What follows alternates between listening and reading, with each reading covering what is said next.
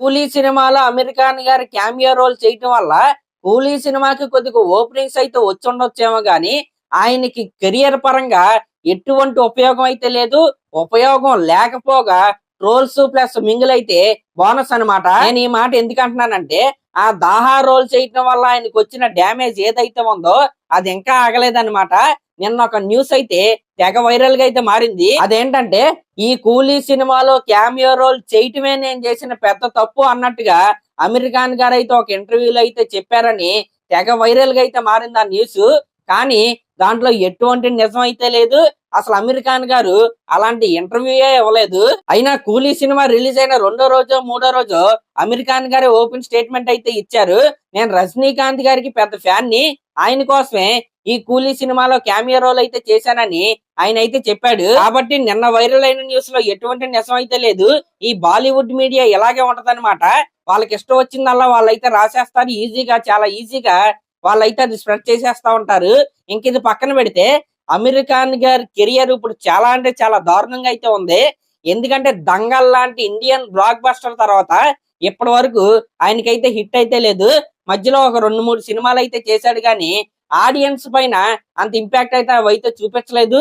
Openings కూడా 10 కోట్లు లోపే ఆయనకైతే వస్తున్నాయి అనమాట. ఒకప్పుడు ఈజీగా 50 కోట్ల పైనే ఆయన సినిమాలకైతే వచ్చేవి. అసలు ఇప్పుడు ఫుల్ రన్ లో కూడా 50 కోట్లు అయితే రావట్లేదు. అంటే ఆయన పని అయిపోయినట్టు కాదు. షారుఖ్ ఖాన్ గారి కెరియర్ నే మీరు ఎగ్జాంపుల్ గా అయితే తీసుకోండి.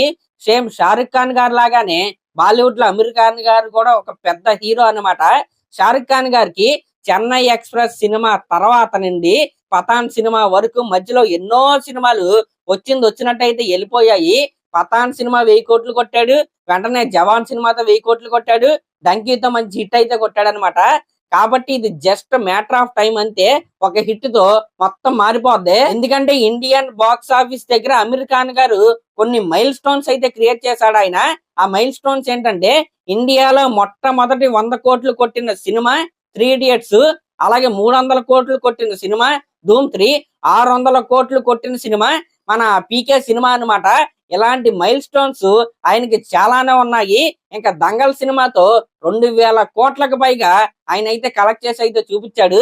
కాబట్టి ఆయన స్టామినాని తక్కువ అంచనా వేయాల్సిన అవసరం అయితే లేదు. యాక్చువల్లీ ఈ కూలీ సినిమా చేయడానికి ఆయన ఎందుకు ఒప్పుకున్నాడంటే రజనీకాంత్ గారు అనేది ఒక ఫ్యాక్టర్ అయితే, ఇంకో ఫ్యాక్టర్ ఏంటంటే కూలీ లాంటి ప్రెస్టీజియస్ సినిమాలో ఒక పవర్ఫుల్ క్యామియో రోల్ చేస్తే దాని ఇంపాక్ట్ ఏదైతే ఉందో అది ఆడియన్స్ పైన చాలా ఎక్కువగా అయితే ఉంటదన్నమాట.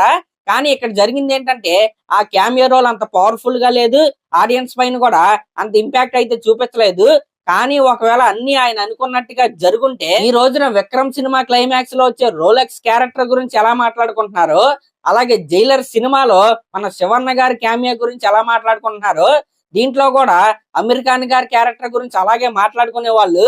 కానీ ఇది ప్యూర్లీ లోకేష్ కనకరాజ్ గారి మిస్టేక్ అని నేనైతే చెప్తాను. అంటే ఒక సినిమాలో ఒక పెద్ద యాక్టర్ ని తీసుకొచ్చి ఒక క్యామియో రోల్ చేపించామంటే ఆడియన్స్ పైన మినిమం ఇంపాక్ట్ అయితే ఉండాలి.